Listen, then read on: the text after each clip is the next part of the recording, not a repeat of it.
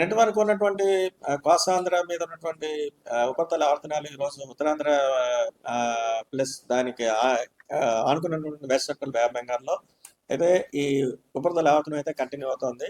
అలాగే నెక్స్ట్ ఇటు రాయలసీమ దగ్గర ఉన్నటువంటి నార్త్ ఇంటీరియర్ కర్ణాటక ఈ ప్రాంతంలో కూడా ఒక గల్ఫ్ ఆఫ్ మన్నార్ నుంచి ఒక ట్రఫ్ కూడా రన్ అవుతుంది. ఈ ప్రాంత ఈ కంబైన్డ్ ఎఫెక్ట్ వల్ల అలాగే ప్లస్ మళ్ళీ ఇప్పుడు జనరల్గా ఈ సమ్మర్ సీజన్లో ఉండేటువంటి కన్వెక్టివ్ కరెంట్స్ ఈ టెంపరేచర్స్ రైజింగ్ వల్ల ఉండేటువంటి కంబైన్డ్ ఎఫెక్ట్ వల్ల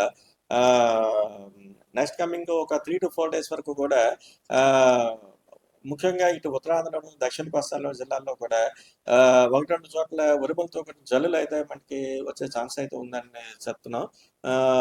అలాగే ఈ థండర్ స్టార్మ్ యాక్టివిటీస్ కానీ అసోసియేటెడ్ లైట్నింగ్ స్ట్రైక్స్ కానీ థండర్ స్టార్మ్స్ కానీ అలాగే అసోసియేటెడ్ స్ట్రాంగ్ విండ్స్ కూడా వచ్చే ఛాన్స్ ఉంది. అవి గంటకి 40 నుంచి 50 కిలోమీటర్ల వరకు ఉత్తరాంధ్రలో వచ్చే ఛాన్స్ ఉంది. అలాగే దక్షిణ కోస్తా వరకు చూస్తే ఈ ఈ విండ్స్ ప్రభావం కొంచెం మాదిరికి తగ్గి ఒక 30 నుంచి 40 కిలోమీటర్స్ వరకు వెళ్ళే ఛాన్స్ అయితే ఉంది.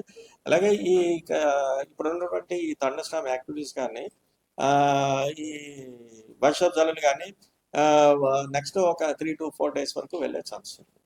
అలాగే నెక్స్ట్ గ్రాడ్యువల్గా ఈ టెంపరేచర్స్ కూడా నెక్స్ట్ 3-4 days వరకు కూడా పెద్దగా మార్పు ఉండే ఛాన్సెస్ కూడా లేదు. అలాగే గ్రాడ్యువల్గా ఆఫ్టర్ 3 to 4 days గ్రాడ్యువల్గా రైజ్ ఉండే ఛాన్స్.